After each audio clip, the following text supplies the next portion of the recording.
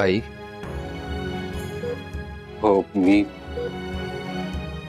आता आई म्हणवलं तुला. इथून पुढे कायम आई म्हणणार.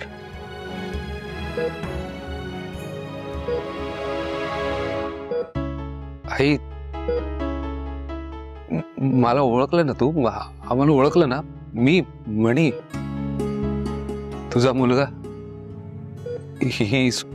ही स्वानंदी.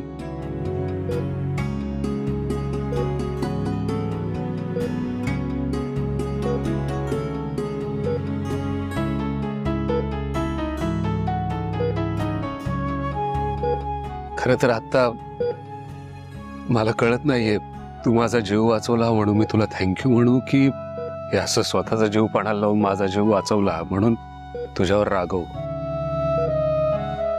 आता इथे मी तुला थँक्यू म्हणेन, पण घरी आल्यानंतर चिडणार आहे मी तुझ्यावर.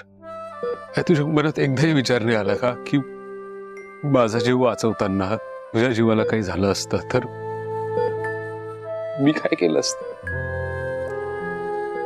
माझ्यामुळे हे सगळं घडल्यामुळे मी कधीच कुणाला तोंड दाखवू शकलो नसतो.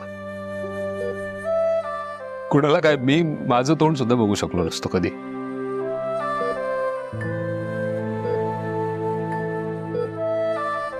मॅडम, काल डॉक्टर बाहेर येऊन म्हणाले की तुमची पल्स थांबली आहे. आमच्या पायाखालची तर जमीनच सरकली होती.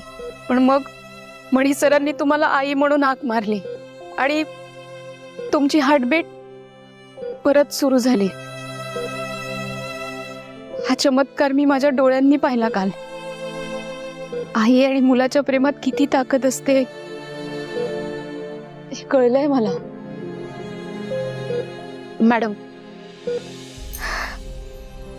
तुम्ही आता अजिबात काळजी करू नका.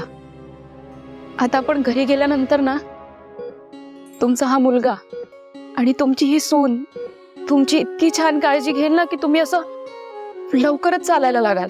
तुम्ही नका काळजी करू. आणि असं राहण्याचा पर्याय नाहीये तुमच्याकडे, कारण आता आपल्या घरात लवकरच बाळ येणार आहे. मग त्या बाळासोबत त्याची आजी नको का खेळायला? काय हो मणी सर?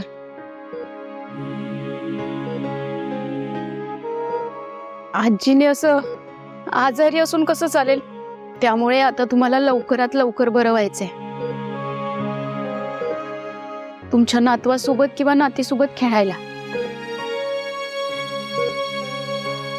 मॅडम, अहो पोटातलं बाळ पण हेच सांगतंय.